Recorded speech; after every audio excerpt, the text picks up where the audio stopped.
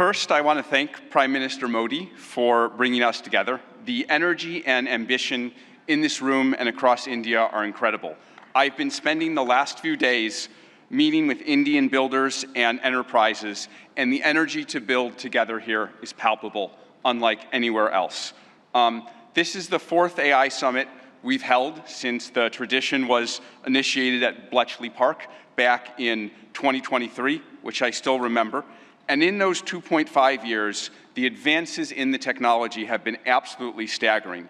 Along with those, the advances in the commercial applications and the societal and ethical questions around the technology have only grown more urgent. My fundamental view is that AI has been on an exponential for the last 10 years, and as part of a sort of Moore's law for intelligence, and that we are now well advanced on that curve, and there are only a small number of years for AI models surpassing the cognitive capabilities of most humans for most things. We're increasingly close to what I've called a country of geniuses in a data center, a set of AI agents that are more capable than most humans at most things and can coordinate at superhuman speed. That level of capability is something the world has never seen before and brings a very wide range of both opportunities and concerns for humanity. On the positive side, we have the potential to cure diseases that have been incurable for thousands of years, to radically improve human health, and to lift billions out of poverty, including the global south, and create a better world for everyone. On the side of risks, I'm concerned about the autonomous behavior of AI models, their potential for misuse by individuals and governments, and their potential for economic displacement. India has an absolutely central role to play in these questions and challenges, both on the side of the opportunities and on the side of the risks. As a sign of our commitment, we just this week opened an office in Bengaluru and hired Irina Ghose, who has spent 3 decades building businesses in India as our managing director for Anthropic India.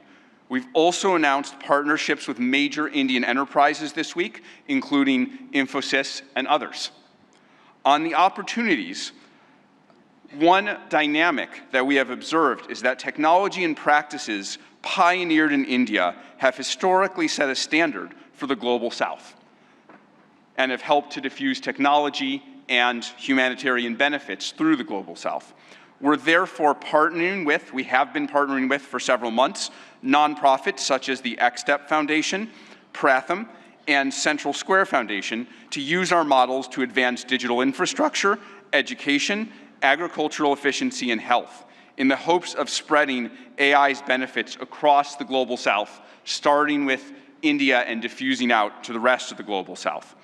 We're also partnering with Karya and the Collective Intelligence Project to build evaluations and metrics of our model Claude's performance on India's many regional languages. On practical and locally relevant tasks, we'll benchmark like agriculture, legal tasks, and educational content. On the risks, India is the world's largest democracy and can be a partner and leader in addressing the global security and economic risks of the technology. We'd like to work with India on testing and evaluation of models for safety and security risks in the tradition that was started by many global and national AI security institutes that have been stood up around the world. Even more, we see a particularly strong opportunity to work with India on studying the economic questions as part of the New Delhi Frontier AI Impact Commitments, which we're excited to join. As part of our Anthropic Economic Futures Program and Anthropic Economic Index, we publish statistical insights into how AI impacts jobs in the economy.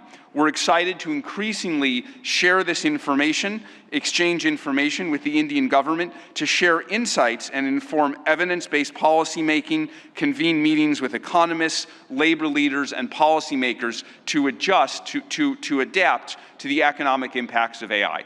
We believe that AI will greatly grow the economic pie, including in India and the global south, but that because it is happening so fast, it may lead to a time of disruption. and we need to work together between companies and the government to better manage that time of disruption and bring better prosperity smoothly to all. I and Anthropic are very grateful to be part of all these efforts, and I'm honored to be here and working on these questions with all of you.